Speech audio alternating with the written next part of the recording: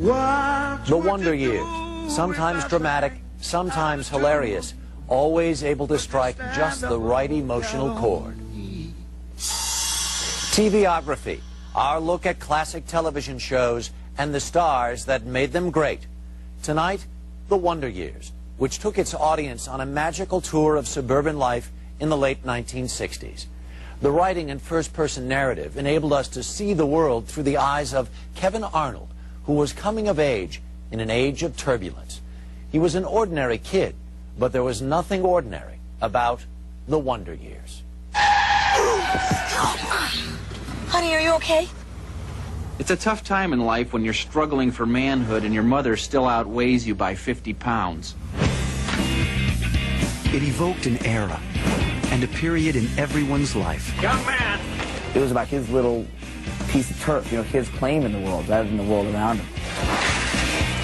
It brought back happy memories and a longing for a simpler time. Butthead. To work? It was a period piece, but yet it didn't seem like it had been that far away. Hot dogs or hamburgers for dinner? For me, it was capturing my youth. Throughout its award-winning run, The Wonder Years built a big following out of life's small moments. All the comedy had to be really subtle and really about the characters. Hi, hon. How's work? Work's work. So many times people on the street would say, gosh, you know, it feels like my childhood. I think that's when it started to hit me. Wow, this is really telling these people's stories.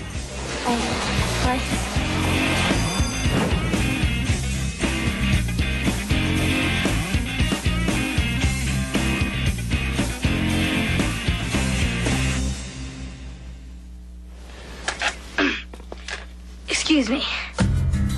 The show that would take millions of viewers down memory lane began life in 1987 as the brainchild of husband and wife producing team Neil Marlins and Carol Black.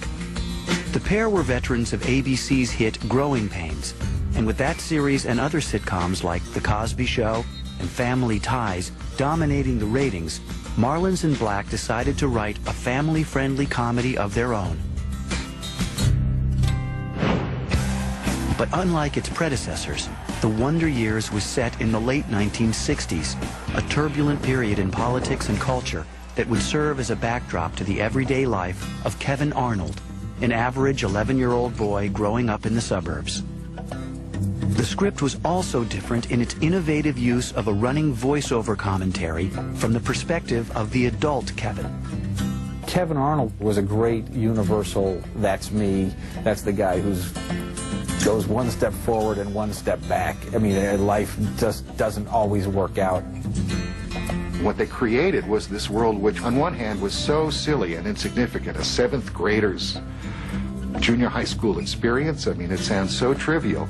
And yet, by adding the overlay of the older Kevin Arnold looking back at this, everything which continues to be so funny also has a sharp hang to it. Although the other networks passed on the script, executives at ABC were intrigued and saw how the show might appeal to the huge baby boomer audience, many of whom had come of age in the 60s. The network was lagging behind in the ratings race and was willing to take risks to get back on top. I think that there was still, for a lot of the executives in 1980, there's still a sense that if they personally felt that the show was strong, that counted for something. ABC gave the go-ahead for a pilot episode. Production company New World Entertainment funded the enterprise, and Marlins and Black began auditioning talent. Finding the right child actor to play the lead character of Kevin Arnold was the key to the show's success or failure.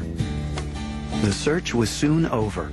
Nearly every casting director in town recommended an 11-year-old from Chicago named Fred Savage, who had appeared in the movies The Princess Bride and Vice Versa. The producers quickly offered Fred the job. He accepted after clearing it with his parents, Joanne and Lou, who wanted to make sure their son's career didn't ruin his life. I think my parents more than I, because I was still, I was like 11 or 12. I was young. But I think they had a sense of what that could mean. If a series gets picked up and is successful, that means we're in LA, you know, for potentially years, you know. So I think that the script was so fantastic that I said, I think this is worth it. Well, the jockstrap sir, is a particular type of strap that's constructed of a strap-type material which is utilized exclusively for the purposes of jacks.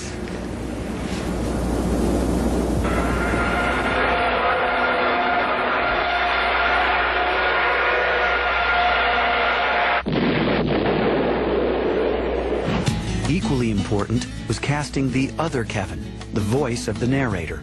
Actor Daniel Stern, who had come to fame in the movie Diner, was happy to audition for the part. I went in and did a sort of an anonymous reading of the script. I was contestant number 6 or something like that, because they didn't want to, I think they didn't want to have the baggage of who the person was. They just wanted it to be straight voice, and I got the job. To play Norma Arnold, Kevin's traditional homemaker mom, the show's creators hired Allie Mills.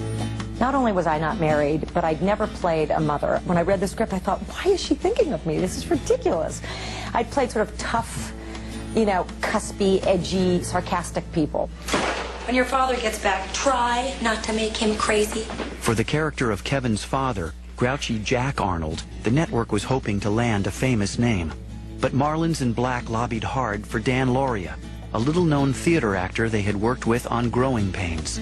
When I went in to audition for the networks, I almost blew it again. I had a very good audition, and out of the dark, one of the executives said, "You realize this is a great role?" And I yelled back, I said, "No, Richard III's a great role. This is a pretty good role. So it'll be a lot of fun." Neil said he could have killed me when I said that. For the rest of the main characters, Kevin's friends and siblings, Black and Marlins picked kids based more on real-life traits than professional experience. Olivia Dabo, a British teen with a bohemian upbringing, was cast as Kevin's hippie big sister, Karen. I was a teenager myself, so I was drawing off of just that kind of like innate rebellion that was kind of existing within me at the time. I'm gonna get some birth control pills. I thought you should know. Hear what I just heard. The producers selected newcomer Danica McKellar to play Winnie Cooper, the love of Kevin's life. I'll never forget it because Fred was sitting there and I didn't know who he was, but I just thought he was adorable. It's like, oh, who's that? I wonder if that's the guy, you know. I mean, I was 12 and he was 12 and I thought he was cute. Come on, Kevin, stop gabbing with your girlfriend. She's not my girlfriend. For the part of Kevin's brash and bullying older brother Wayne, Black and Marlins chose young Hollywood veteran Jason Hervey. He's just really sweet, and he's also completely his character. You won't mind me saying this. I mean, I love him because he's always a butthead. Uh-oh. Think girlfriend's mad at you? Maybe you better go give her a big French kiss. Shut up, Wayne. In order to land the role of Paul, Kevin's nerdy best friend, Josh Saviano demonstrated a very special ability.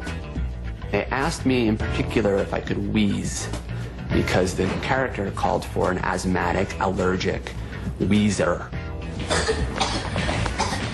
And I couldn't wheeze at all. And I said, well, what if I sneeze? And they said, yeah, that would work. And I did it, and I remember Neil looked at me and he goes, that's it. With the cast in place, the Wonder Years pilot went into production. Like about half the schools in the country that year, my school was being renamed Robert F. Kennedy Junior High. As we approached those doors for the first time, we felt we were approaching the portals of manhood. To give the show a sense of intimacy, Black and Marlins opted against the common practice of filming in front of a live studio audience. Instead, they shot with a single camera on location in suburban Los Angeles. Where do you want to sit? Anywhere. Let's just sit here.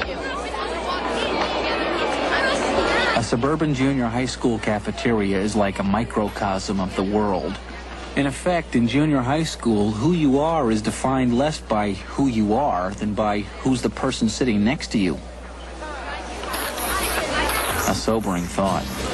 The initial episode followed Kevin Arnold's traumatic first days in junior high and his growing infatuation with the girl next door.